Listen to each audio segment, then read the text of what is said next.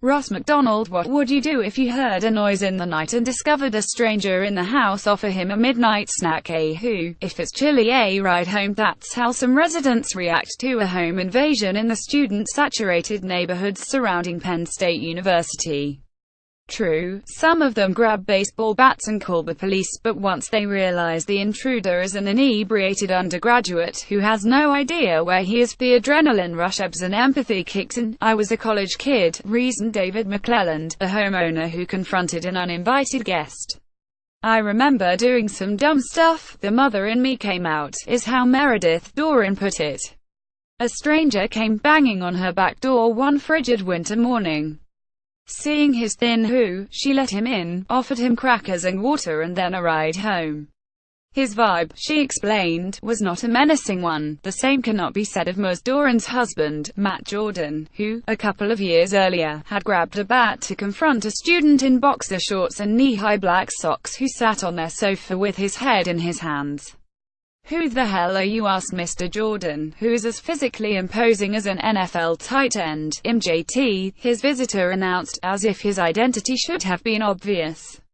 "JT, Mr. Jordan recounted, if you don't get out of the house now, I'm going to call the police."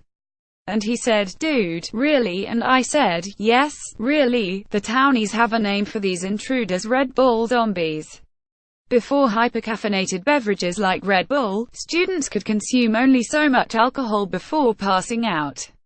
Now, they're no less addled, but the stimulants keep them ambulatory, and so they blunder into the wrong houses.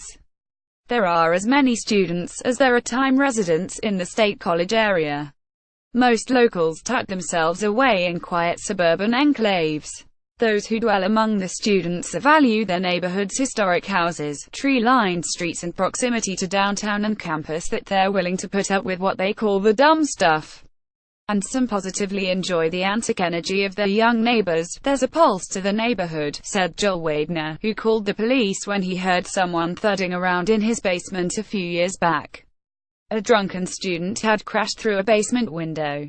Suburbia would be boring. While these victims of home invasions see the humor in their experiences, they're keenly aware that their community, like so many college towns, has a serious drinking problem. Just this year, after a night of alcohol-drenched hazing rituals, a fraternity pledge fell down a flight of stairs and later died. In response, the university has increased its oversight of the Greek system.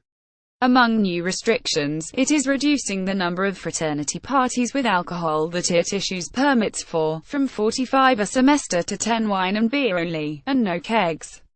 It's hard to know how often the Red Bull zombies strike, because many trespasses go unreported and the ones that are called in are variously classified as criminal mischief, public drunkenness, underage drinking or disorderly conduct.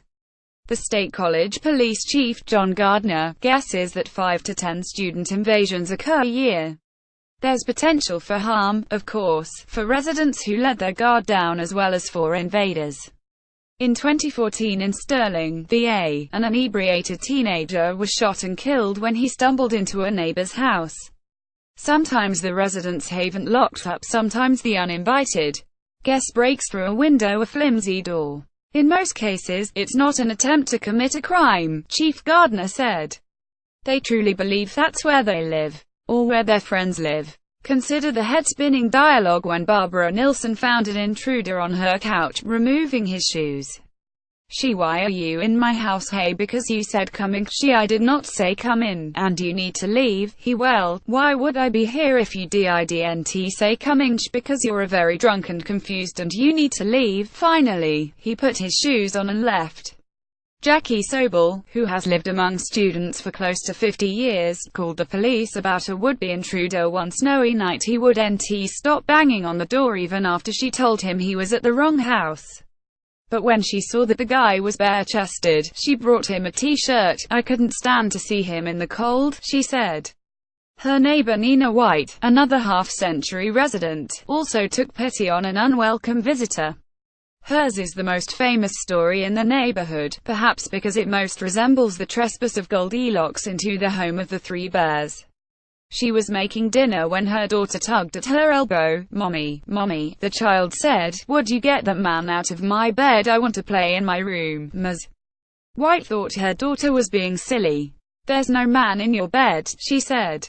But the girl insisted, 3 times, as in the fairy tale, so her mother checked, to humor her.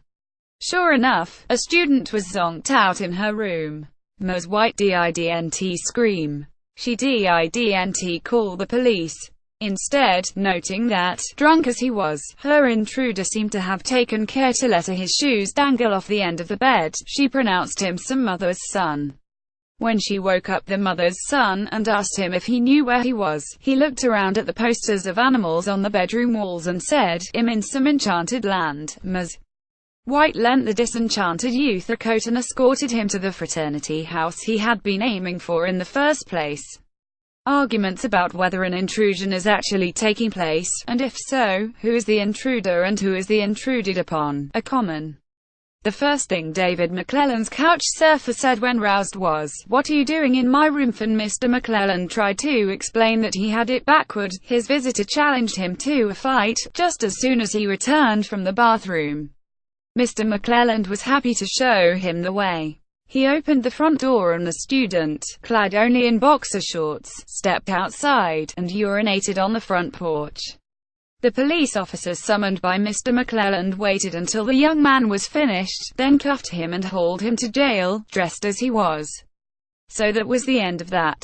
Except Mr. McClellan found that the student had also relieved himself on the couch.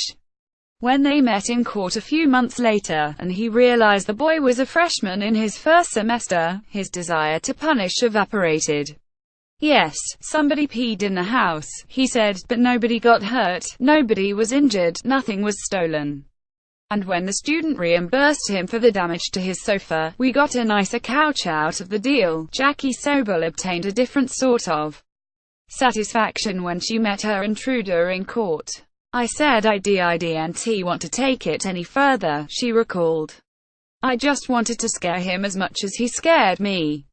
Russell Frank is the author of Among the Wu People, a survival guide for living in a college town, published in October, and an associate professor of communications at Penn State University. A version of this article appears in print on November 5, 2017, on page ED4 of Education Life with the headline "Invasion of the Red Ball Zombies."